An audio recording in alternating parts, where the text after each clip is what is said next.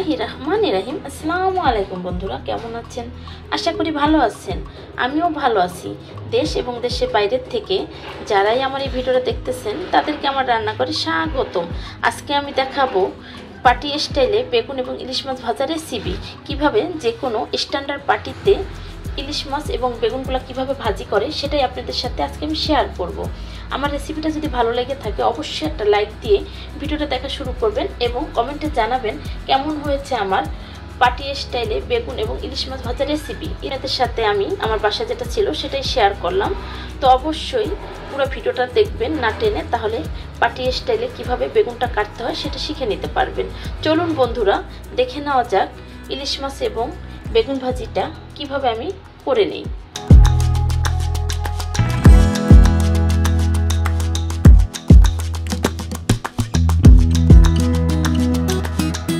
নিয়ে নিয়েছি, এখন বেগুনগুলো এটা পাটি পিস করে কেটে নেব।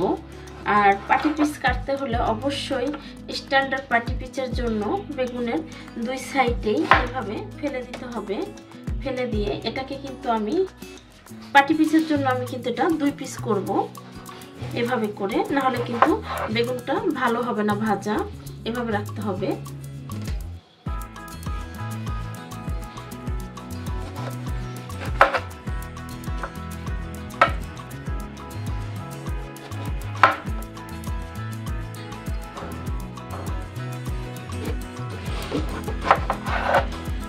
হয়ে গেছে সবগুলো কাটা। এখন এভাবে করে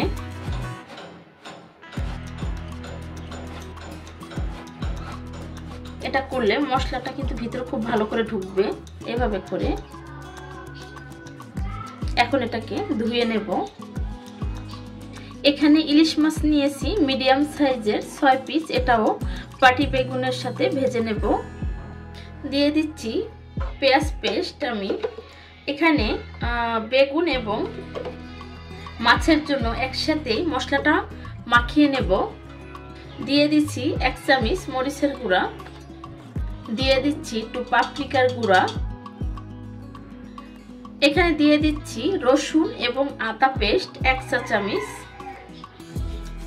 দিয়ে দিচ্ছি লবণ, দিয়ে দিচ্ছি হাফ চা চামচের কম গোলমরিচের গুঁড়া, দিয়ে দিচ্ছি হাফ চা চামচ সরিষা গুঁড়া, দিয়ে দিচ্ছি এখানে কাচুরি মেথির গুঁড়ার পাউডারটা, দিয়ে দেব খুব সামান্য পরিমাণে খাবার সোডা। খুব সুন্দর করে মশলাটাকে মাখিয়ে নেব। আর এই খাবার সোডার দেওয়ার কারণ যেহেতু আমি বেগুনটা পাটি পিস করেছি, তো এই পিসটা যেহেতু অনেক মোটা মোটা, সেই ক্ষেত্রে সোডাটা দিলে খুব তাড়াতাড়ি বেগুনটা সিদ্ধ হয়ে যাবে। এখন হলুদটা দিয়ে নেব। দিয়ে দিচ্ছি 1 চা চামচ হলুদের গুঁড়া, দিয়ে দিচ্ছি ধনিয়া জিরার গুঁড়া 1 চা চামচ, দিয়ে দিচ্ছি সরিষার তেল ঘানে ভাঙা। এটাকে খুব সুন্দর করে মাখিয়ে নেব। এখন আবার অবশ্যই পাটি স্টাইলে বেগুনটা কাটলে সোডাটা ব্যবহার করবেন আর খুব সুন্দর করে মশলা মাখিয়ে নেবেন।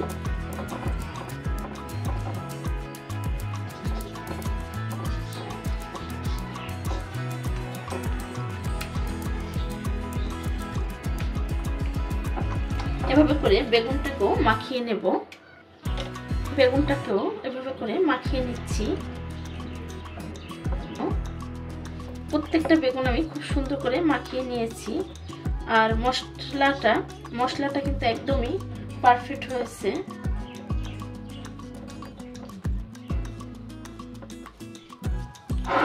হয়ে গেল। এটাকে ঢেকে 30 মিনিটের মতো রেখে দেব রেস্টে। 30 মিনিট পর চলে আসলাম। এখন ঘানে ভাঙা সরিষার তেলে এই পাটি বেগুনটা ভেজে নেব। হয়ে গেছে, একটু বেশি তেলে ভাজতে হবে। তেলটা গরম হয়ে গেছে, বেগুনগুলো দিয়ে দিচ্ছি।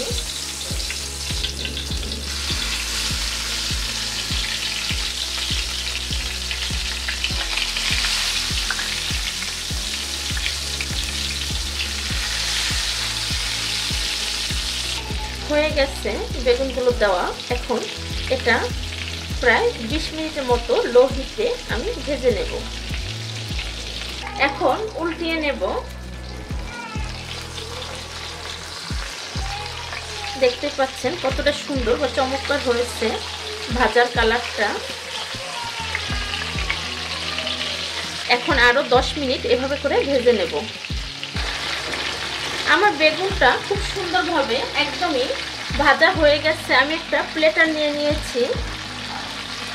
এতটা সুন্দর হয়েছে বেগুনটা। আর পাটি বেগুন ভাজলে অবশ্যই এভাবে কেটে নেবেন এবং এরকম একটু সোডা দিলে কিন্তু একদম গলে যাবে। এটা কিন্তু মানে আমি বোঝাতে পারবো না যে কতটা নরম হয়েছে। খুব সুন্দর নরম হয়ে গেছে।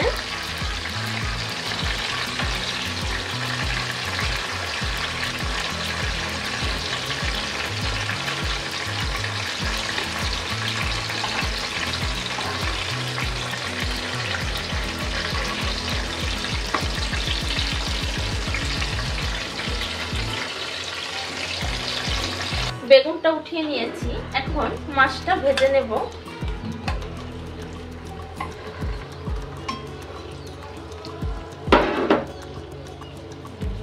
দিয়ে দিয়েছি মাছগুলো।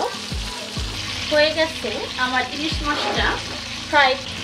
প্রিয় বন্ধুরা, হয়ে গেছে আমার আজকে পাটি স্টাইলে বেগুন এবং ইলিশ মাছ ফ্রাই রেসিপিটা। আমার রেসিপিটা যদি ভালো লেগে থাকে অবশ্যই লাইক কমেন্ট শেয়ার করবেন, সাবস্ক্রাইব করে আমার পাশে থাকবেন।